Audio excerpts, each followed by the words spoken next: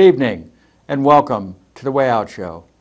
I'm your host, Dane McCarthy, broadcasting to you from FEMA Region 5, deep in the bowels of the United Police State of America. Today is May 28th, 2015, and lots going on in the news. As always, it's a never-ending story brought to you by various corporate and government entities that do their best to control that narrative and make it interesting and exciting for you. And whether or not it is really true is not their concern. They are interested in creating the perception of truth. It's a watchword in Washington that reality is perception. Perception is whatever we perceive reality to be. So they create the perception of truth, and that's very convenient for them because it allows them to manipulate people's minds, control people's minds, control their thoughts, control their opinions, and they use the lie of omission as well as the misinformation to get across whatever their agenda is. And the lie of omission is very simple. You simply do not tell them. You leave it out. You may leave out a lot. You may leave out a little. You may leave out something inconsequential. You may leave out something really big. Now I'm going to show you a couple of short clips just to illustrate my point. And they are both by two old farts, two old men. One is by Noam Chomsky and one is Howard Zinn. And they're both pretty radical for old guys, and they know their stuff, and their stuff is worth listening to even though they're old. So let's look at the first one, and I'll make a comment about it. The military is somewhat misunderstood, I think. Actually, I'm in a pretty good position to know it. I've been at MIT for, I don't know, 65 years, 60 years, I guess. And MIT is a good example of one crucial function of the military system. For many years, right into the 1970s, MIT was almost 100% funded by the Pentagon. It was also the main academic center of resistance against the Vietnam War. My lab, in fact, was one of the main academic centers. I was up for a long jail sentence. The Pentagon didn't give a damn. If you want to overthrow the country, that's your business. They don't care, you know. But what they did give a damn about is creating the next phase of the high-tech economy. The Pentagon was and remains, to a large extent, a kind of a funnel, but into which taxpayers pour funds, deluded into thinking, you know, we're defending ourselves from whoever it may be, and the money goes into developing the next phase of the high-tech economy. So if you use a computer or you use the internet, you know, you fly an airplane, which is a modified bomber, and so on, you're taking advantage of the role of the dynamic state sector of the economy. I mean, a lot of what's called entrepreneurial initiative and so on is coming straight out of the state sector. Actually, I once wrote an article a couple of years ago after Alan Greenspan had given one of his orations about the marvels of the free economy, entrepreneurial initiative, consumer choice. He made the mistake of actually listing about a dozen examples. Every single one of them, with one exception, was a textbook case where the work was almost entirely done in the state sector. No consumer choice, no entrepreneurial initiative, just a lot of it paid for by the Pentagon. Actually, there was one exception, which was even more enlightening. It was transistors. He pointed out correctly that transistors were developed in the private sector, AT&T, but he didn't explain why. It was because AT&T had a government-guaranteed monopoly, so therefore they could charge monopoly prices, And they could use that benefit to establish a very good lab, Bell Labs. We used to go up and back there all the time in the 50s and 60s. So a great lab, did a lot of things, feeding at the public trough like everything else is. They were using wartime technology, which came out of the government, of course. They couldn't sell advanced computers because they were too expensive, so the government bought them. 100% of the advanced transistors put out by Western Electric around 1960 were picked up by the government. And in fact, if you look, procurement is one of the major means for subsidizing private industry. It was done with computers, it's done with all kinds of things. Until they can get to the point where they can sell things on the market, somebody's got to buy it. Okay, that's the government, usually the Pentagon. So that's one major aspect of the Pentagon, and it continues right to the present. In fact, it was kind of funny around 1970, if you were in this racket, under pressure from the popular anti-war movements, Congress passed legislation. It's called the Mansfield Amendment, which required that all Pentagon-funded work at universities has to be military-related. It's a good project for somebody, which I suggest if you want. Take a look at the DARPA, which is Advanced Research Project Agency, the one that does the fancy stuff. If you look at I've looked at a couple of them, but I suspect it's uniform. If you look at the DARPA reports, what people wrote about what they're doing, you got to put in a description every year of what you've been doing. Before the Mansfield Amendment, people just said what they were doing. After the Mansfield Amendment, the reports have two parts. The first one begins with some fakery about military applications which don't exist. And the second part, which they figure the generals will never get to, is about what they're actually doing. But that's one major component, one major function of the Pentagon. And you can do it because you can delude people. People think we got to defend ourselves, so we'll pour money into this. The other one is just beating people up. It's not a small thing. Just 1 or 2 more minutes. Yeah, okay. If you want to run the world, you got to have force. There's a reason why the United States is the only country in the world that has roughly 1,000 military bases around the world, has missile systems, nuclear systems aimed at anybody in sight who might someday be a problem, and so on. So that's important.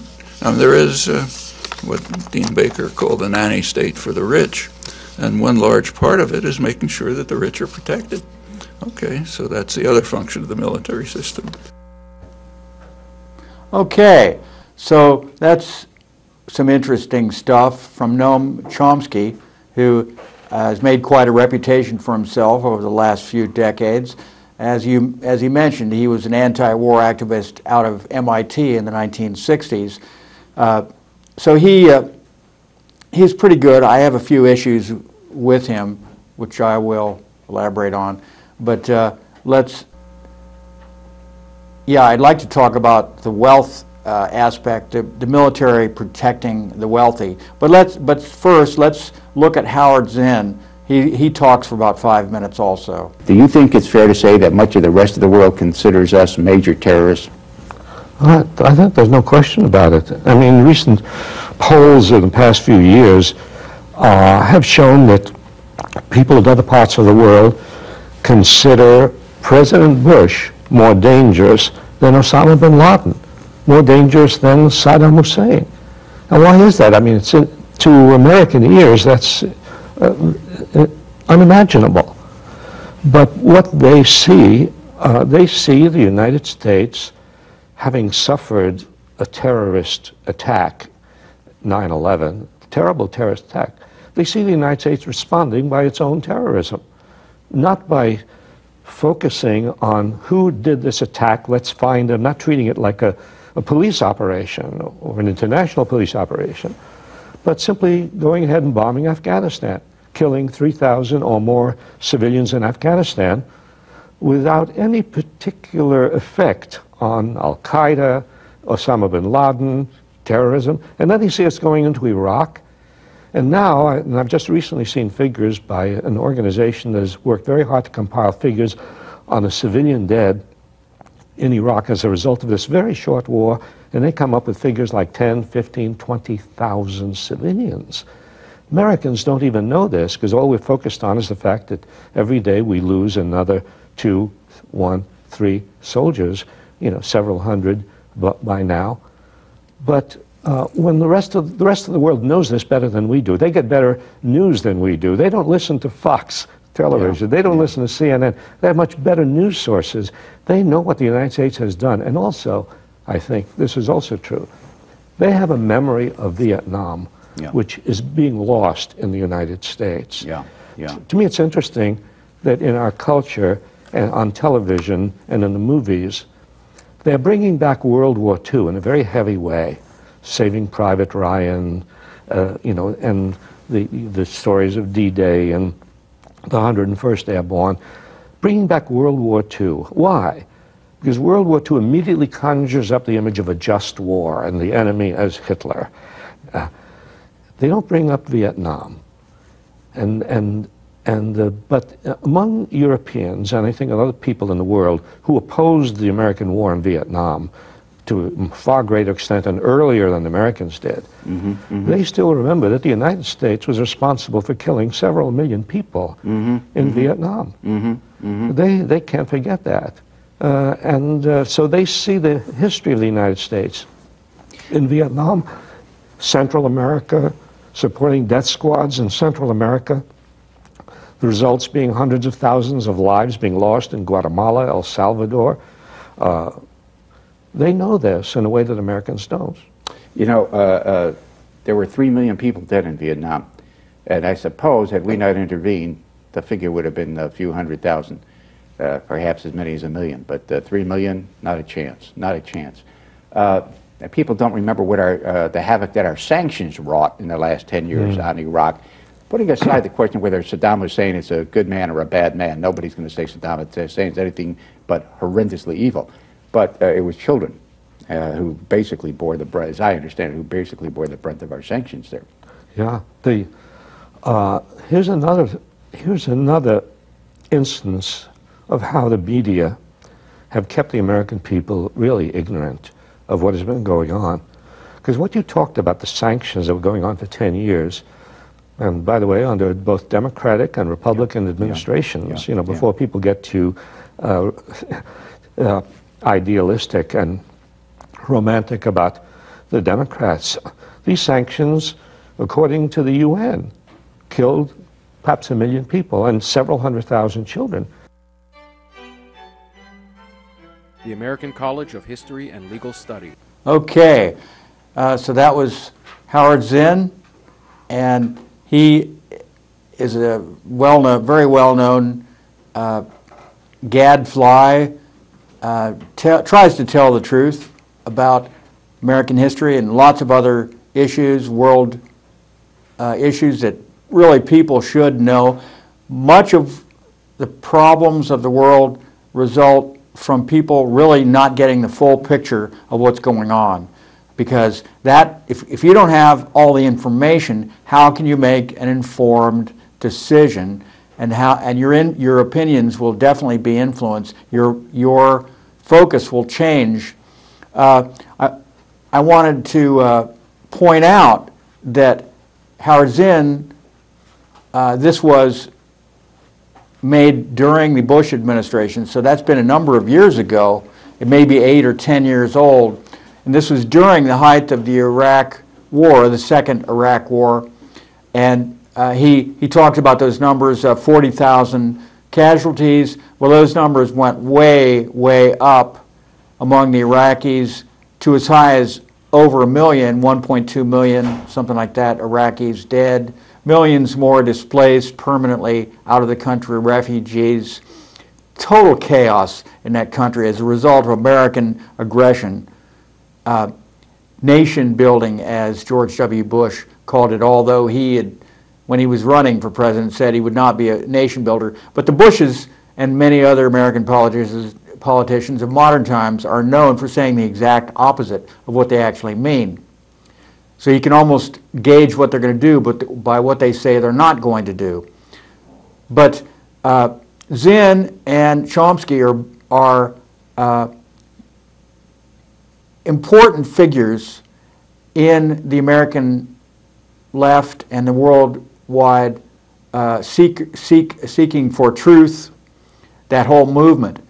A lot of people look at both of them as almost father figures, grandfather figures. It's almost a cult of worship of these two guys. But I would like to point out that as much as we admire them, they are both, neither of them are either ignorant, they are both either ignorant or they're unwilling to speak on the topic of what happened on 9/11. And 9/11, of course, was the kickoff for the 21st century, and the agendas, the program, the global game of three-dimensional chess that's being played, geopolitics worldwide, that is a direct result of the events of 9/11 on the eastern seaboard of the United States.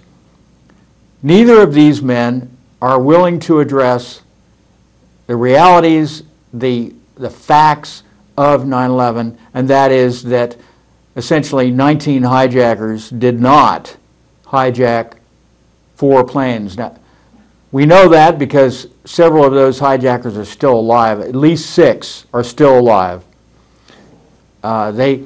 They're alive to this day, and they have not been arrested. They were wondering why their names were and their photographs were on that list of 19 hijackers, and they would actually call some of them and go, and they would say, well, there's a problem here, you've made a mistake, I'm an airline pilot in Morocco or whatever.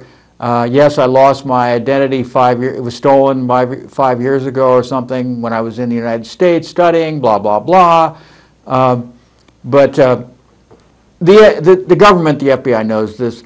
And of course the smoking gun is the collapse or the explosion of the Twin Towers and of Building 7. The fact that no airplane ever hit the Pentagon, the fact that the Shanksville site of the crash of the airliner is a joke, and there was never an airliner that crashed in that location. That was shown by the video footage that was taken within a very short time on the day of 9/11, which showed a pile of junk with no bodies, no seats, no luggage, no engines, no landing gear, just a pile of shredded junk in a hole. It's like somebody took a backhoe, dug a trench, took a few truckloads of garbage and junk and metal parts and threw them in with some dynamite and blew it up and spread them around. And that's really about what it looked like in Shanksville. And of course the impossibility of the Twin Towers falling straight down, steel girder buildings bolted and riveted from top to bottom, thousands upon thousands of rivets, all breaking perfectly at the same time to cause a collapse straight down at virtually free fall speed. This is literally impossible. It was as if a giant invisible hand, had simply just squashed them flat. You saw the videos. They showed it over and over and over again. There's only one possible way that the Twin Towers could have collapsed that way, with enormous explosions all the way down and very little rubble, really. Almost all the concrete pulverized and spread over all of lower Manhattan. There's only one possible way. That was that both towers were rigged with explosives from top to bottom. Enormous amounts of explosions, of explosives. So they don't address this, which makes them ipso facto, controlled opposition. Now, they may know the truth of 9/11, but they also know, if they were to go there, if they were to reveal their true feelings, if they do know the information, that they would instantly be blackballed. They might even be killed or suicided, or an accident might happen to them. Their ability to get on the mainstream media for interviews would be severely curtailed or virtually stopped. Their ability to get published by reputable, I should say, in quotes, publishers, the big publishing houses, their books would not be pushed, they would not be propagated, the propaganda machine would not go in full. So this they are allowed to do. They may possibly be thinking, look, we're just going to go along, get along. They'll let us say this, and we'll say this, and we'll hope that our audience will infer from what we are allowed to reveal what we are not allowed to reveal, to make that connection on their own and find out the truth on their own. It is really essential for an American alive, or anyone alive in the 21st century, to understand what happened on 9/11. Because without that crucial information, you will not be able to make sense of the events that took place after 9/11 and why it happened. I don't know how many times I've seen commentators, people writing books, well-known journalists say, I'm confused by this. Why are we going into Iraq? Why are we going in? What's this all about? Why are we doing this? Why are we doing that? What do we need all this surveillance for? I don't really understand, because is Al-Qaeda really that much of a threat? And whenever they would question that, whenever a journalist would question that to a politician, they would say, yeah, but what about 9/11? We might have another 9/11. If we don't take away your liberties in exchange for your security, we are very likely to get hit by another 9/11. And you might think, well, how would this politician know this? Why would they be so sure? Is it possible that they know that elements of the U.S. government orchestrated, planned, funded, rehearsed 9/11, and they would just simply drop the other 9/11 on us, the next 9/11 on us, whenever they deem that necessary? Now, what they've done instead is to use a lot of much smaller operations, and they have attempted to keep up the level of fear among United States citizens by creating circumstances that make that fear level push forward their whatever their purpose might be. I would say, I guess, the latest very strange event is this shootout in Waco, Texas, at the Twin Peaks restaurant, which is apparently like a Hooters. Now, this was a biker convention, you could say. Several biker groups, gangs, if you will, gathered to discuss business issues. This was not a drunken brawl. This was a meeting, and I'm not exactly sure what happened, but the bikers did not expect this to happen. However, the police did. The police did expect it, because the police have admitted that they were already there. They were waiting for these bikers, and there was an incredible police presence surrounding the restaurant, which makes you wonder whether or not the whole thing was staged. If you look at some of the photographs, you'll see the bikers don't seem very concerned. This is after the shootout. They're sitting there on the ground.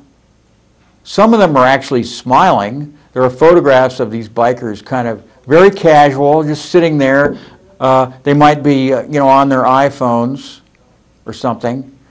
And they're all wearing identical T-shirts, which look brand new, which is very suspicious. And you have to wonder, what is going on in this? How much of this is really true? Did 9 bikers really get killed on that day? And what is if so, if the police were creating the perception of an enormous shootout between bikers and police, what would be the purpose? Well, okay, one of the most frightening groups of American citizens, and some of the most patriotic, are bikers. They're the ones that drive around with American flags on their bikes. Some of them have biblical verses that they use. This is scary to the government.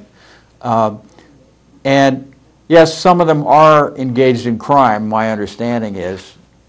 So whether or not these are all criminal organizations, I'm not so sure whether they are. Just to be meeting openly in public, to be discussing business issues, I mean, that doesn't sound like something that a criminal organization would be doing at a public restaurant. The police also claim that they warned the restaurant owners not to host this biker gathering, but the owner themselves, or at least the guy pretending to be the owner, he might be an actor pretending to be, said that yes, we welcomed them, and we would look forward to having them again at the restaurant. So it's really hard to tell what's going on, but there are some very strange aspects to this story, as there often is. One thing that we have seen is that the level of murder in the United States has been going down for many years, and the level of government-involved shootings has been apparently going up. And a number of years ago, the American people were introduced to the idea of the domestic terrorist. This happened maybe 7 years ago. I started talking about it maybe about 5 years ago or 4 years ago, because this interested me. Because what these documents would say, there was laws being written about getting ready, preparing for domestic terrorists. And they were saying that soon domestic terrorists will become a problem. And I'm going, how did they know this? They couldn't stop 9/11.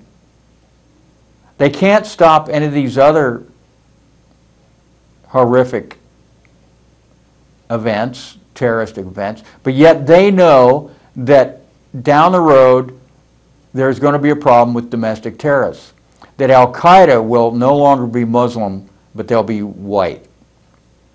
They'll no longer be brown foreigners, they'll be white people. And they actually had lists of who the domestic terrorists were likely to be. Those people who were religious, Christian, fundamentalists, people like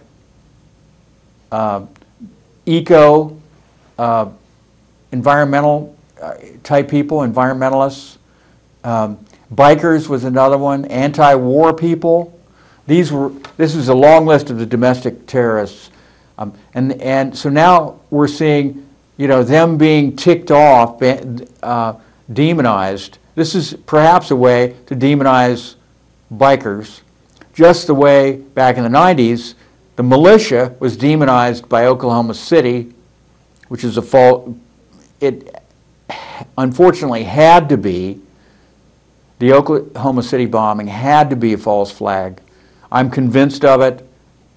The idea that a bomb in a Ryder van sitting out in front of a huge office building could cause that much damage is just impossible to believe. And there's evidence that there were pillars that were severed in that building behind pillars that were not severed. They were not close enough really to be severed. So there was also a lot of fear, and there were actually other bombs that were apparently not detonated that were in the building that were found, but then that went down the memory hole. We didn't get told about that after the first day or so. When most of the stuff happens that is not part of the agenda or the narrative that they want to have projected into history and concretized and put in the history books, most of that happens right away because you have converging people. You have the mainstream media converging on it, and not everybody is in on the whole game the way it's supposed to be played. They're not in on the drill. They're from a different part of the media that's really been kept in the dark about what's really going on. So they're actually doing some real investigating, and they accidentally say the truth as they see it, as they witness it. We saw this at Shanksville with journalists on the scene saying, there's nothing here, no evidence that a plane crashed, essentially. Same thing at the Pentagon. People go to the Pentagon and they're saying, well, where's the plane? There was no plane. There was no plane at the Pentagon. There was no plane in the lawn in front. There was no plane inside of the building. How could the plane have got inside the building, for one thing? How does an aluminum plane, that's essentially what a plane is made out of, is aluminum. They have to be light to fly. Now the engines are steel, the landing gear is steel, certain parts are steel, those parts that have to take tremendous strain. Most of it is made as light as possible. But to be able to crash through a hardened, a bomb-proof, essentially, building makes no sense. Same thing with the Twin Towers. I don't know what, I guess that the airplanes went into the Twin Towers, but it just seems strange that a lightweight bird, like an airplane, would be able to do that, would just sink right into it, like a knife into a hot knife right into butter, would just go right in, boom, like that. I don't know. But the way that they fell, definitely. So, yeah, I mean, there's a lot that we need to know. There's a lot that we need to look at and keep looking at. We have to be careful, of course, when we're looking at fakery. Philip K. Dick made an interesting comment. He said, it will open your eyes. He said, I'm fascinated by the idea of faking, of fakery. He said, anything can be faked, and it will help you in your life if you have that attitude, as long as you don't take it too seriously. In other words, I think is what he's saying is, you will learn a lot by seeing through the illusion, but don't become obsessed with the idea of seeing through the illusion, because that in itself, the obsession itself, makes you susceptible to the main purpose of what the illusion was created for in the first place, was to get you obsessed with whether you're seeing through the illusion or you're just fascinated like a person sitting in the audience at a circus watching the show, which is fake, essentially. Either way, you become obsessed with it, with the show. So it said, don't take it too seriously. In other words, understand that there's a reality that does exist in our lives if we can enjoy it, if we can access it, and we can access it. I mean, just the fact that we're alive by definition means that we are able to access the enjoyment of being alive. It's really very simple. We can appreciate being alive. We can enjoy the experience of swimming if we are swimming by allowing ourselves to enjoy it, to have the experience of swimming. So don't let anyone tell you that you don't have everything you need to be, to appreciate, to enjoy. As long as we have enough food to eat, we have shelter and clothes, the basic essentials, we're not in a physical stress. Like those people who are suffering through the Nepalese earthquake. I mean, they don't have food, they don't have water, they don't have shelter. That's serious. That makes it very difficult to enjoy being alive when you're in a situation like that. Doesn't mean you can't. Doesn't mean you can't do it, because as long as we're breathing, we are accessing a source of satisfaction, of fulfillment, of joy, really, in our life. So, if we contemplate that and we live our lives accordingly, then we can reach out, we can examine what is not true and try to take those blinders off and walk through the obstacle course of life without falling into a pit, tripping over a boulder, snarled up in brambles, whatever metaphorical obstacle you want to use. And we will only avoid those pitfalls by having our eyes wide open and being able to discern where those difficulties lie ahead of us in our path. So, I guess the other major story that we should talk about, I didn't talk about this last week, this has really happened, was a week or two ago, where the young man from Chechnya, who was accused of bombing people at the finish line of the Boston Marathon, they had his trial. The verdict came in, death, not life imprisonment. 19 years old, kangaroo court from the beginning, his own defense lawyer declaring at the beginning of the young man's defense that he did it, which is completely outrageous on the face of it, goes against the basic tenets of what a defense lawyer is supposed to do.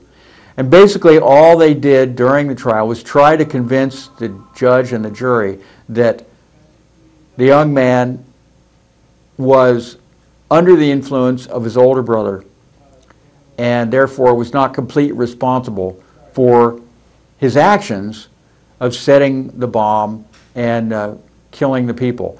According to what we are told, over 260 people were wounded and 3 people died. I don't believe any of it. I don't believe anybody was wounded. I don't believe anybody died. And the reason is because of the videotape and the still photographs that were taken at the time as their evidence, their very strong evidence, that the anomalies, the level of anomalies at the Boston bombing is so high that you have to just say, look, this did not happen. Many people who were at the finish line of the Boston bombing in the crowd said that there were police standing around the buildings with guns, and that there was loudspeakers saying, don't worry, we are having a bomb drill, so don't worry about it. And then, yeah, sure enough, they had the bomb drill, but then all of a sudden, magically, it went live and it was real. It wasn't a drill anymore. But this is the way they always do it, often do it. Even on 9/11, there were drills, more than one, 3 or 4, about, guess what, terrorists hijacking planes and flying them into buildings. Yes, on the same day as 9/11. This happened on the infamous English 9/11, which they call 7/7, in which there was a subway train bombed, and there was a drill about terrorists putting a bomb on a subway at the exact same time, at the exact same station, at the exact same day as the actual bomb went off. And this is how they provide cover, and in case the whole thing goes terribly, terribly wrong, they can just say it was a drill. Just a drill. No biggie. But this is the world we live in. Increasingly, we are being served up elaborate hoaxes with moulage. Moulage is makeup, very realistic, with limbs that, let's say you have someone who's an amputee, single amputee, double amputee, arm, leg, both legs. They have prosthetic devices that you put on the limb, and which looks exactly as if your leg just got blown off. Not exactly. A close look at it you could tell. And this is, of course, what happened on the Boston bombing. There were smoke bombs, essentially. There's a flash of fire and the smoke goes up. And that's really about it. Completely harmless. Same kind of thing is used in movies and training, military training, to make it realistic. Boom, flash, smoke. The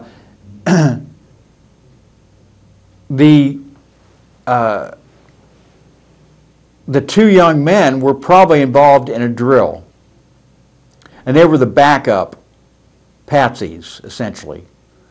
The first patsy, somehow that didn't work out. It was going to be this other guy who was arrested first, but then right away they realized that wasn't going to work, and they went with the 2 guys, the 2 younger guys, which is really sad because these 2 young men were young immigrants, very patriotic.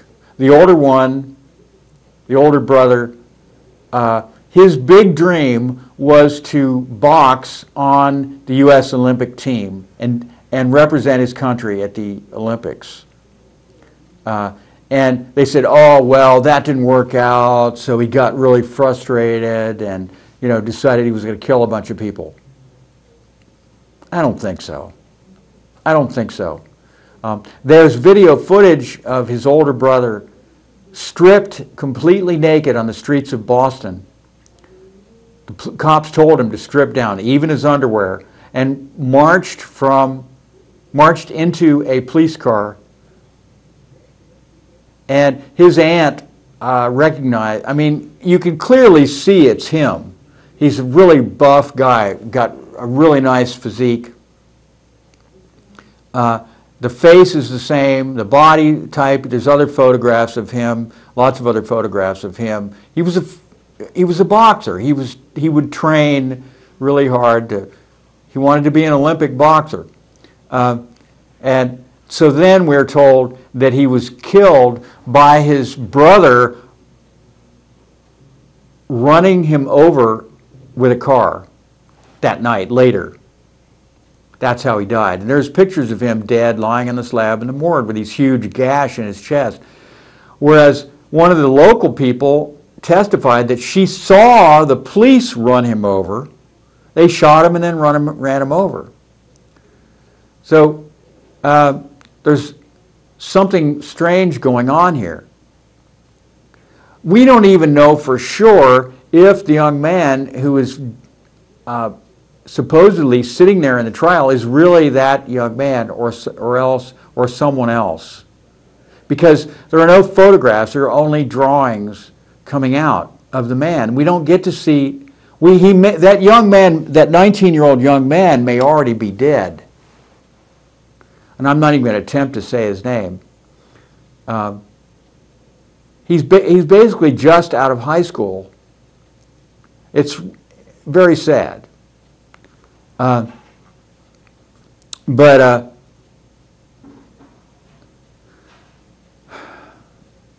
it shouldn't be that way in America. It really shouldn't be. We have to understand, we've got to get back to reality somehow and really hold people to account. The criminals are getting away, and those who are innocent are being punished over and over and over. We have huge white-collar crime issues with a fine, maybe a fine, but it doesn't cut into their profits. It just becomes a business decision for a bank or an investment brokerage to commit fraud against the American people and really the people of the world, to steal trillions, literally trillions of dollars in like for instance the LIBOR scandal, in which they were fixing the interest rates globally. And that they could say, well, that doesn't affect me, but it does. It affects everybody. Everybody gets a little poorer when the money gets stolen through the use of interest rates, because prices go up. You have to pay more if things are not the way they're supposed to be. And what did they get? $4 billion fine, which sounds like a lot of money, but to a bank it's not. These major banks, their profits are in the hundreds of billions. So $4 billion, $5 billion, $10 billion, who cares? This is nothing to them, pocket change. And no, even though these are criminal acts and they're punishable by years and years and years in prison, no one is even indicted. No one goes to jail. No one even has a trial. And why not? And the reason is because they can't. They say they can't, because the banks, if one of these banks was accused and indicted, you know, their CEO, whatever, the big head honchos, if they were, then they would lose all credibility, because it's essential to the reputation of a bank that they be seen as honest, because people put their money in these banks. And if you know a bank is a criminal organization, are you going to put your money in there and trust your money to them, that you will be able to take it out? I don't think so.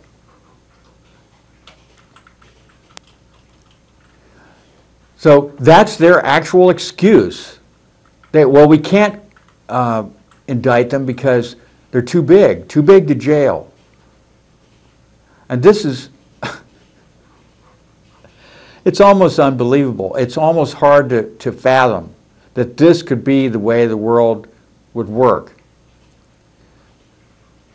But it's all about, hey, look over here, don't look at this. It's much more interesting to look at this scandal or this story about this movie star than it is to look at us robbing people. We're robbing you, but we don't want you to care because it's not important.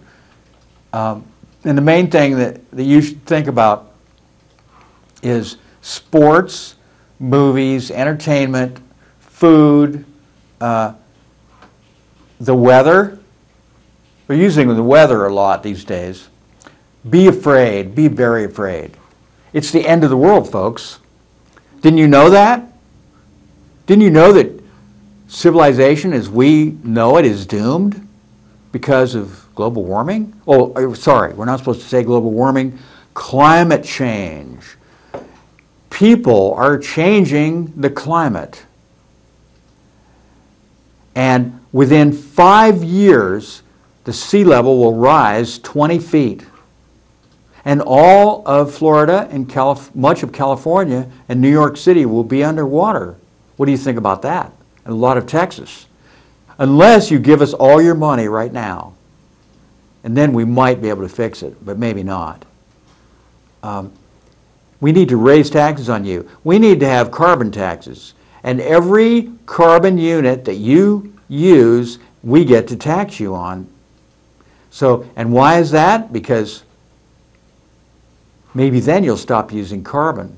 Except you might say, but how? How are you going to stop using carbon? Hello? Since you exhale carbon dioxide with every breath, and carbon dioxide is what they're taxing, essentially. No, it's not pollution from coal, from exhausts, except for the carbon dioxide in the pollution. Last week I talked about the vapor car. The vapor car that runs on the fumes, the extremely volatile fumes of gasoline, is a way to get 100% burn out of a gallon of gasoline. To not burn 15 to 25 to 30% of that gallon of gasoline, and the rest goes out the tailpipe, but to burn 100% of that gallon of gasoline. And you might say, well, that's just impossible. Is it? I don't think so. If anybody is accidentally with a match lit gasoline fumes, you don't have to touch the match to the gasoline. You just have to put the match close to the gasoline and it will light. In fact, if you drop the match into the gasoline, it's less likely to ignite than you would if you held it above it, because that's where the volatility is, in those fumes. So this is something we have to consider. We have to look at the world as a place that is full of truth, and really stick with that truth, stick with the reality.